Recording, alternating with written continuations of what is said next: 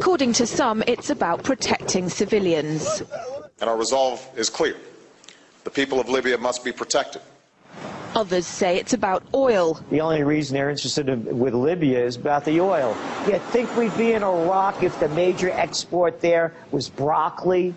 But some are convinced intervention in Libya is all about currency, specifically Gaddafi's plan to introduce the gold dinar, a single African currency made from gold, a true sharing of the wealth. It's one of these things that you have to plan almost in secret, because as soon as you say you're going to change over from the dollar to something else, you're going to be targeted. There were two conferences on this, one in '96 and another one in the year 2000, called the World Mataba Conference, organized by Kadhafi. And everybody was interested, and I think most countries in Africa were keen. Gaddafi didn't give up. In the months leading up to the military intervention, he called on African and Muslim nations to join together to create this new currency that would rival the dollar and euro.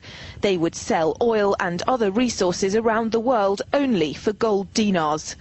It's an idea that would shift the economic balance of the world.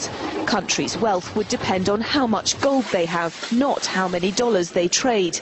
And Libya has 144 tons of gold. The UK has double that, but 10 times the population. If Kadhafi had an intent to try to reprice his oil or whatever else the country was selling in the global markets and accept something else as a currency, or maybe launch a gold dinar currency, any move such as that would certainly not be welcomed by the power elite today who are responsible for controlling the world's central banks. So yes, that would certainly be something that would cause his immediate dismissal and the need for other reasons to be brought forth for removing him from power. It's happened before. In 2000, Saddam Hussein announced Iraqi oil would be traded in euros, not dollars.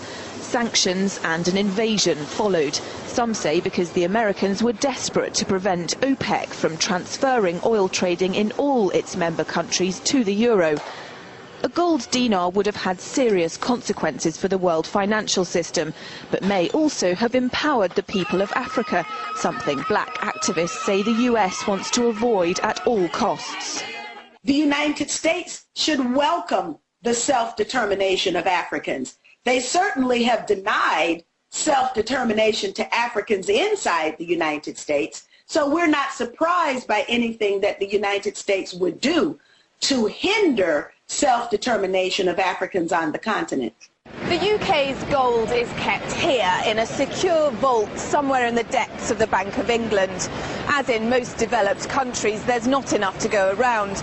But that's not the case in places like Libya and many of the Gulf states.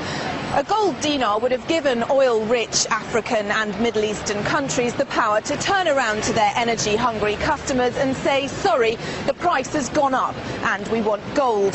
Some say the US and its NATO allies literally couldn't afford to let that happen. Laura Emmett, RT.